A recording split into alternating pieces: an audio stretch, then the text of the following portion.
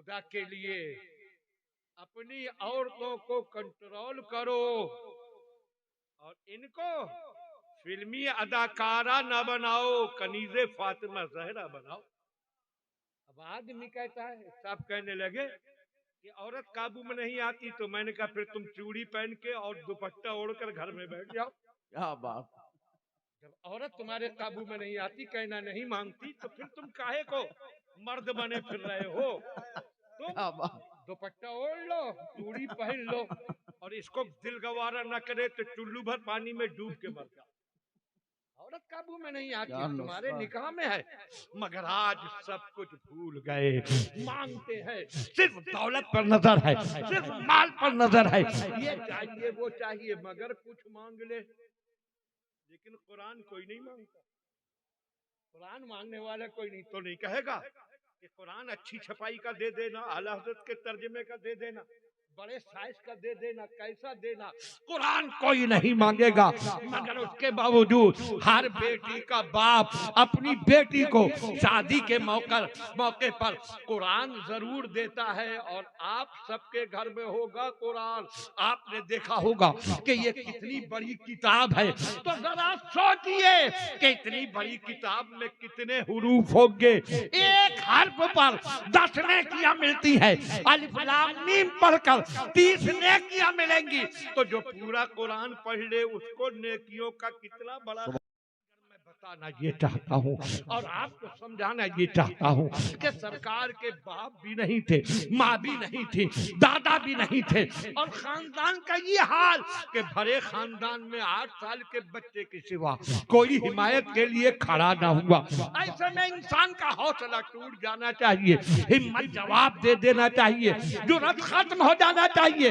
मगर लाखों सलाम हो, करोड़ों दुरूद हो उस नबी रहमत पर, ना हौसला टूटा, ना जुर्रत पस्त हुई, कोई साथ दे न दे, मगर मैं कुरान का झंडा लहराता जाऊंगा। ऐसे माहौल में तने तन्हा कुरान का चिराग लेकर खड़े हुए, रोशनी फैलाना शुरू की।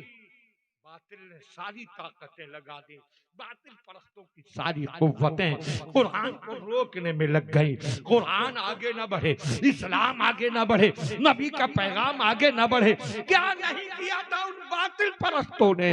उन्होंने सरकार के रास्ते में कांटे बिछाए, आपके पीछे सीटियां बजाई, तालियां पीटी, आप पर गंदगी फेंकी, आप पर पत्थर बरसाए, आपके चाहने वालों को जुल्म सितम का निशाना बनाया।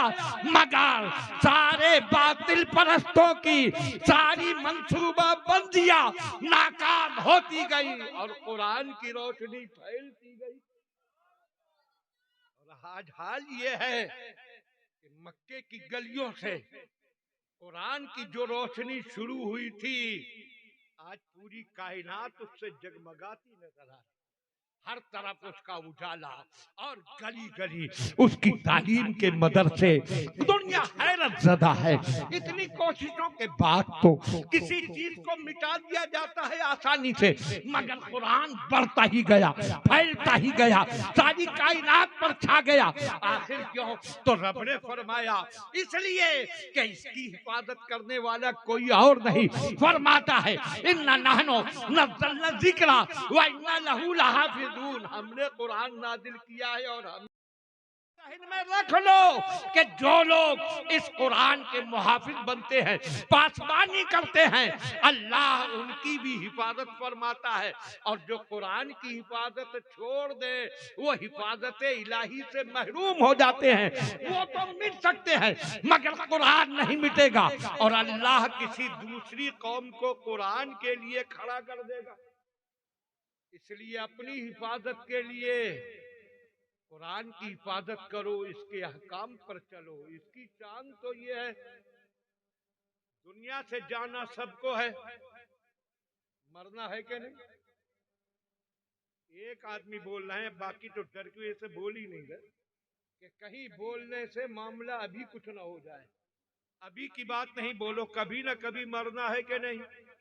موت سب کو آنا ہے اور موت کے بعد کبھی سوچا کہ یہ نازک بدن، یہ خوبصورت جسم جن کو اتنا سجا بنا کر رکھا جاتا ہے، قبر میں پہنچنے کے بعد گل سڑ کر مٹی ہو جائیں، کیڑے کھا جائیں، نہ جانے کیا حال ہو، مگر یہ بھی یاد رکھو کہ وہ کہ جس نے قرآن کو سینے میں محفوظ کیا ہے اور قرآن کے احکام کی پابندیاں کی ہیں، جب اس کا انتقال ہوتا ہے اور اس کو قبر میں رکھا جاتا ہے تو بتایا گیا، رحمت الہی کہتی ہے اے مٹی تو سب کے بدن کو کھا جاتی ہے مگر خبردار اس کے بدن کو نقصان نہ پہنچے، جب تک یہ زمین کے اوپر تھا اس نے قرآن کی حفاظت کی، زمین کے اندر آ گیا تو قرآن اس کی حفاظت کرے۔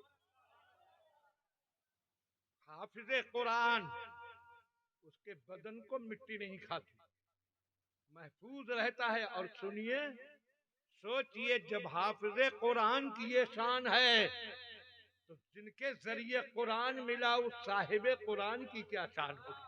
لوگوں نے عقل تباہ ہو گئی کہ لکھ دیا معاذ اللہ، وہ مر کر مٹی میں مل گئے، مگر حقیقت وہی ہے جس کا اعلان اعلی حضرت نے کیا، تو زندہ ہے واللہ، تو زندہ ہے واللہ میرے چشم عالم۔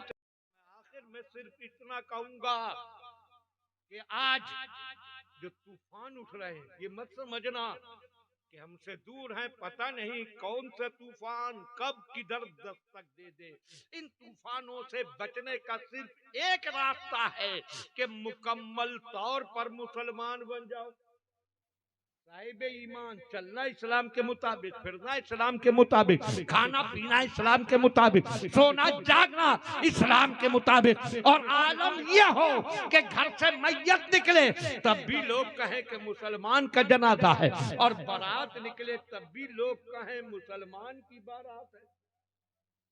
آج تو حال یہ ہو گیا ہے بینکٹ حالوں میں دیکھو، یا اللہ اگر دو ایک ٹوپی والے داڑھی والے نظر نہ آ جائیں تو کوئی پہچان ہی نہیں سکتا کہ یہ کس مذہب والوں کی بارات۔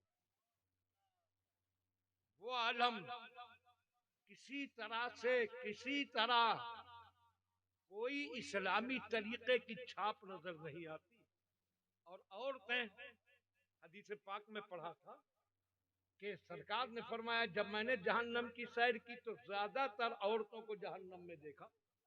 سرکار نے بھی ایک وجہ بتائی کس لیے جہنم میں عورتوں کو زیادہ دیکھا، اور آج ہم عورتوں کا حال دیکھ کر پکار اٹھتے ہیں یا رسول اللہ، بے شک آپ کا فرمان حق ہے، یہ عورتیں جس حال میں نظر آ رہی ہیں جہنم کے سوا ان کا ٹھکانہ ہی کہاں ہوگا۔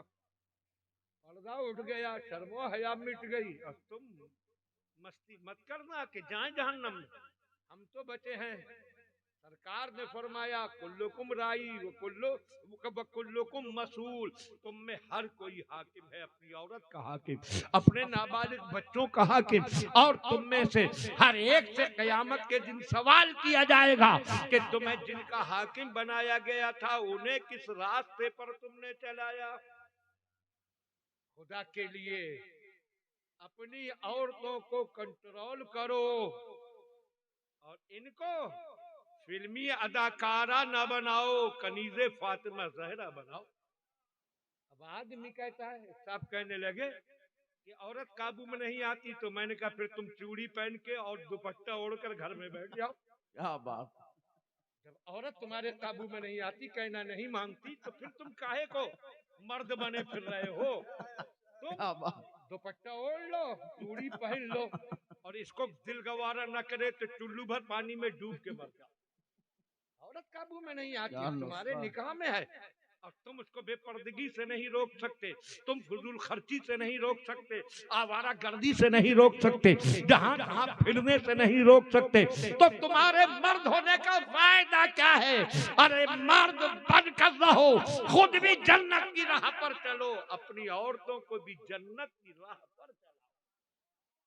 خدا کے لیے سدھر جاؤ، بدل لو اپنے آپ کو، دین پر چلو، اور دین کے جتنے احکام ہیں ان میں سب سے پہلی چیز ہے نماز۔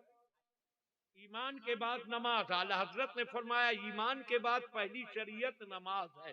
بے شک ایمان کے بعد سب سے پہلا فرض مسلمان کے ذمہ نماز ہے، اور تم نمازیں چھوڑے پڑے ہو. جب مسجد نہیں جاؤ گے تو تباہیاں تمہارے گھر پر ضرور دستک دیں گی. اگر تم مسجد جانا شروع کر دو، حی علی الصلاۃ کی آواز سنو، سب کچھ چھوڑ کر مسجد جاؤ، اللہ کی بارگاہ میں سر جھکاؤ. اگر پابندی سے سچے دل سے سر جھکاؤ گے تو دنیا کی ہر طاقت تمہارے سامنے جھکی ہوئی نظر آئے.